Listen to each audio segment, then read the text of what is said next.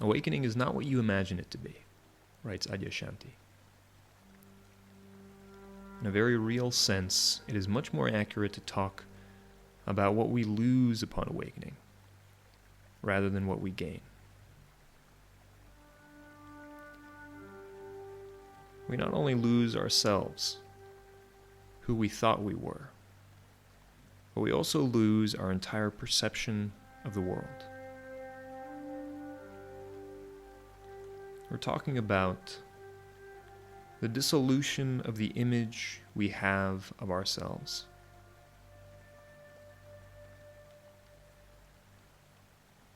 And it's this dismantling of who we thought we were that is so startling when we wake up.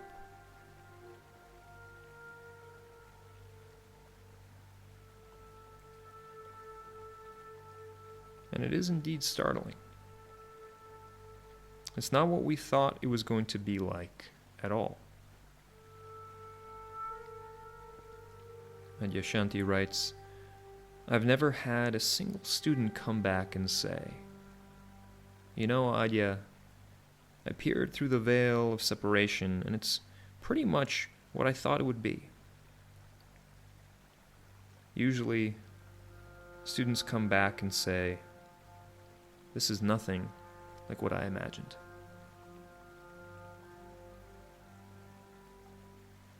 This is especially interesting, since many people have been studying spirituality for many years, and they often have very intricate ideas about what awakening is going to be like.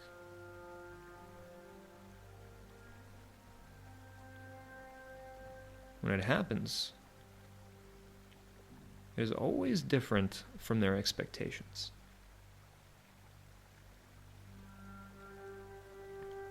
In many ways, it's grander. But also in many ways, it's simpler.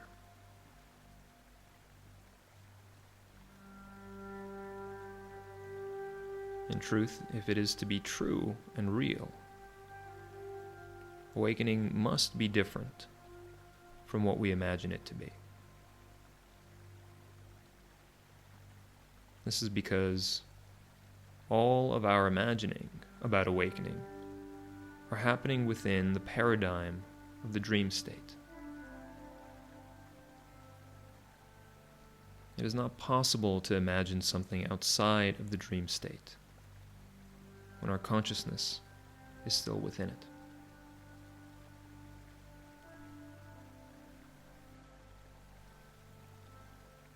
How does your life change after awakening? Adyashanti writes, with awakening there also comes a total reorganization of the way we perceive life, or at least the beginning of a reorganization.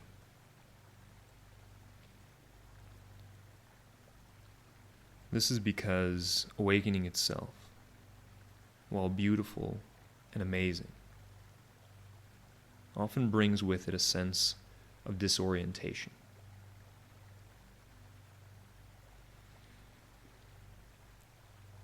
Even though you as the one have awakened, there is still your whole human structure. Your body, your mind, and your personality.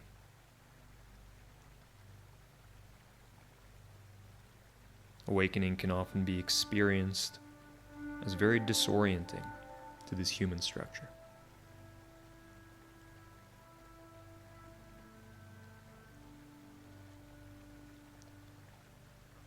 For a very few people, the moment of awakening will be complete. We might say that such people have an extraordinarily light karmic load.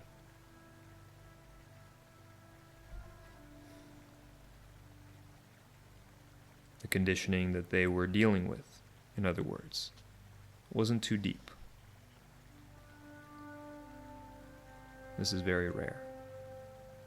In fact, only a few people in a given generation may wake up in such a way that there is no further process to undergo.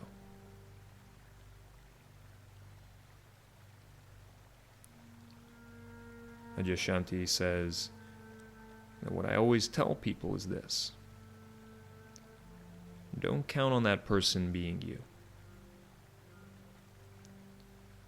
Better to count on being like everyone else, which means that you will undergo a process after an initial awakening. And your awakening won't be the end of your journey.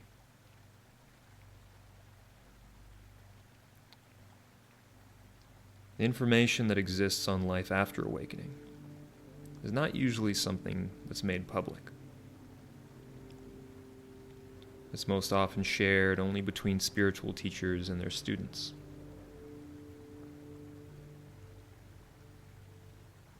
The problem with that approach is that a lot of people are now having these moments of awakening.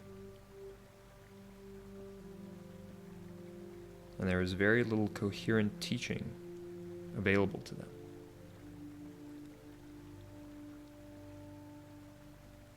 In that sense, this book, these words, are meant to be a welcome to that new world, that new state of oneness.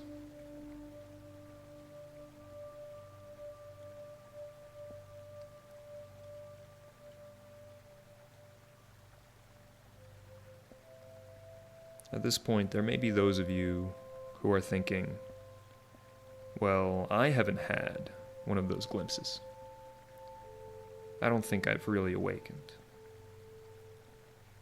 Others may not be sure if what they have experienced is awakening or not.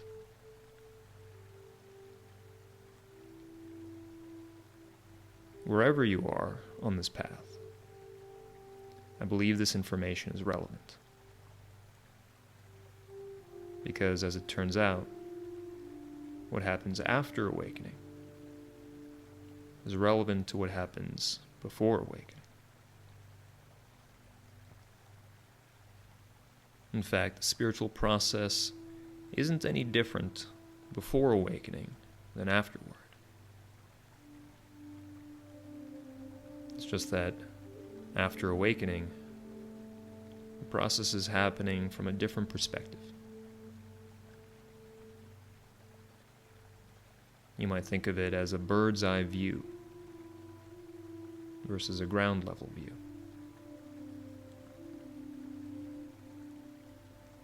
Once awakening has happened, we are still walking around in the world. We just know that we are not limited to a particular body or personality, and that we are actually not separate from the world around us.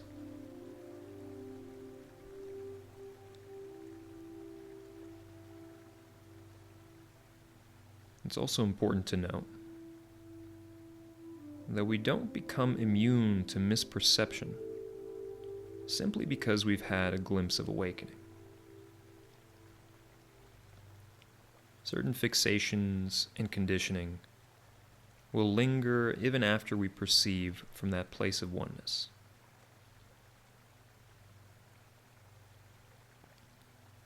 The path after awakening, then, is a path of dissolving our remaining fixations, our hang-ups, you might say. So it's not that much different from the path to awakening,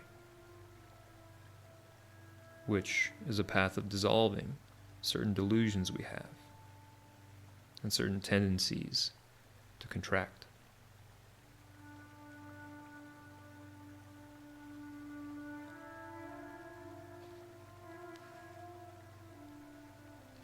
So there's a great similarity in what we're doing spiritually before awakening and what we're doing afterward.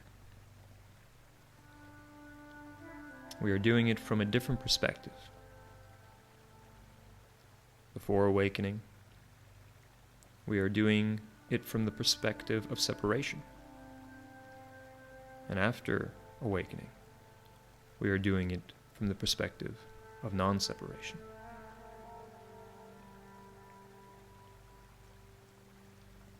But what we are doing, the approach, the actual process itself, is quite similar.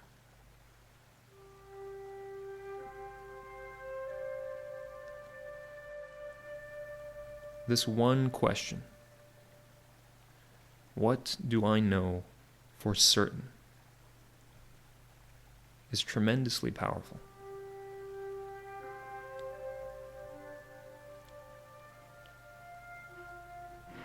When you look deeply into this question, it actually destroys your world.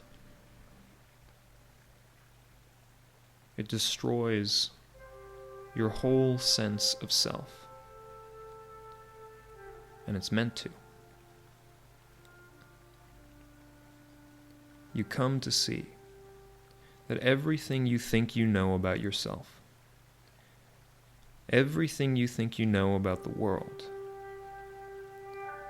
is based on assumptions, beliefs, opinions. Things you believe because you were taught or told that they were true.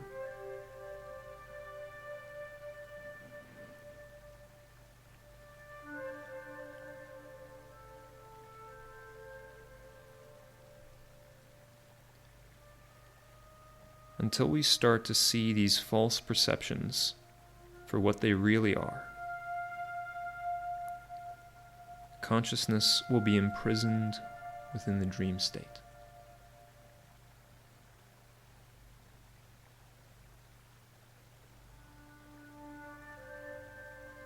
In the same way, as soon as we allow ourselves to realize, my gosh, I know almost nothing. I don't know who I am. I don't know what this world is.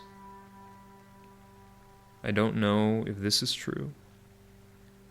I don't know if that is true. Then something within our being opens up.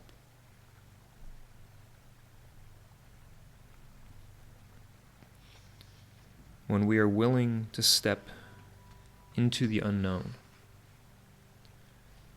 and its inherent insecurity, and not run back to anything for cover or for comfort, when we are willing to stand as if facing an oncoming wind and not wince, we can finally face our actual self.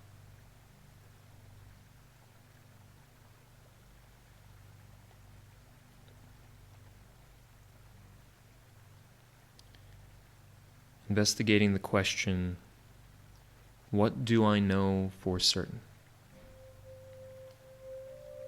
is also a valuable tool once awakening has happened. Asking yourself this question aids in the dissolution of limitations and ideas, as well as the tendency to fixate, all of which continue after awakening.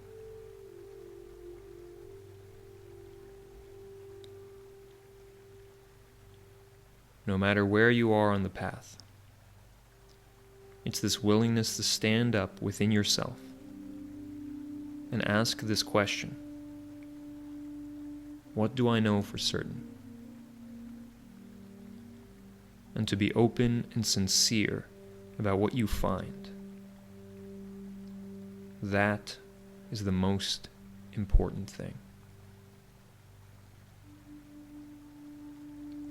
It's the backbone on which the entirety of your awakening and your life after awakening depends.